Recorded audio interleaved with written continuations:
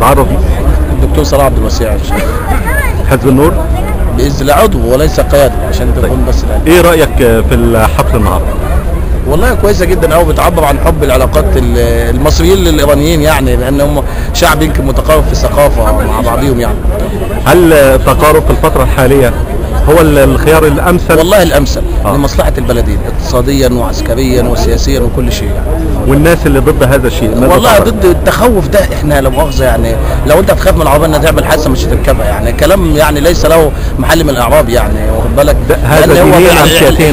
لعلمك اولا عشان تكون على بين، هم بداوا انه يغيروا كل ما بتخاطب معاهم بيبداوا ان هو المناهج عندهم تتغير بسبب موضوع سب الصحابه، نزلوا فتوى لعدم سب الصحابه ويبدا الموضوع وننفتح على بعض.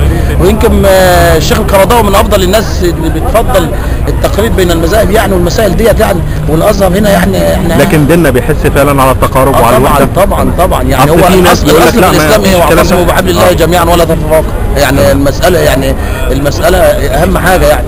طب رسالتك للناس اللي بتضلل اللي ما عندهمش دي، اللي ما يعرفوش والله ده وبيقعدوا يقولوا للناس افق ضيق يعني، ان احنا اولا ايران فيها حوالي 20 مليون سني، واحنا انا كنت هناك في العام الماضي في ايران يعني لعلمك يعني، والناس صلينا مع بعض. اذا كان اختلاف موضوع الشافه ديت هم لهم حديث منها اللي هو حديث السيده عائشه بيها، وانما الخلافات بسيطه جدا او نقدر نتغلب عليها، ونقدر لجنه من العلماء من الطرفين تقدر توفق الاوضاع ونستفيد من بعضنا يعني. ما انت معاك علاقات مع اسرائيل يعني، ايه المشكله يعني؟ انا راجل ناس محتلين ارضك وغير مله الاسلام نهائيا يعني، خد بالك. ولمصلحه الشعوب في المرحله الراهنه طبعا على فكره ان في تنبؤات في التوراه ان تقارب العلاقات المصريه لو عادت لطبيعتها وحصل تعاون اقتصادي وعسكري بين مصر وايران دي بدايه نهايه اسرائيل عندهم في التوراه كده يعني. هم بيحاولوا بكل الطرق يعني اسرائيل هي اللي ورا التفتيت الان، وهي اللي بتزرع الفتنه بيننا.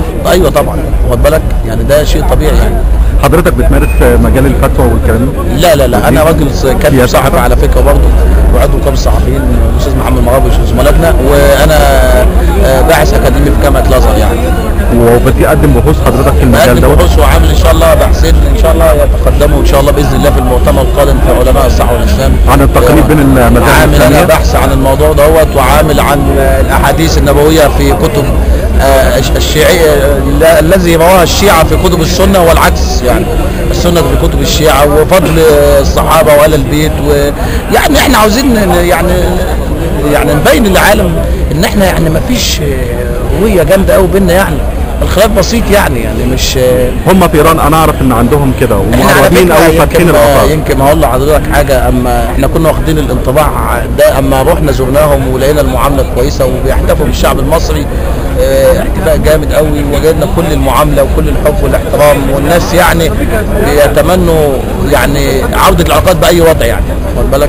وعمر احنا ما شفناش من ايران الا كل خير يعني. ايه اللي تقولوا للمصريين دلوقتي في المرحله ديت مع الرساله اللي احنا عايشينها؟ والله احنا عاوزين نبص لمصلحه مصر ونعملها، مصلحه مصر ونشتغل فيها، ما نقعدش مش مصلحه الاجندات وما شابه. لا لا لا لا التخوفات ديت يعني بلاش منها، واخد بالك. احنا عاوزين نشوف المصلحه فين، التعاون معاهم هيفيدنا بايه اقتصاديا وخلافه يعني، واخد بالك. هم بفضل الله يعني بيصدروا للامارات 70% من احتياجاتهم الحديد عن المصابات البسيطه، واحنا رحنا شفنا الكلام ده في استثمارات كبيره بينهم وبين معظم الدول اللي بيقولوا الايرانيين مالين الامارات مظبوط. لغايه الان ليه تحكموا علينا احنا كمصريين يكون عندنا قطيعه؟ عاملين طلبات للسياحه الدينيه، وعلى فكره يعني الناس محترمين، اول ما دخلوا بعض كان في معانا فتيات غير محجبات يعني، اعطوهم تحجيبات وبداوا ان هم يعني تعاونوا معانا يعني، الناس مطبقين الاسلام على الواقع. اذا كان في خلاف مذهبي يقدر يتعالج يعني.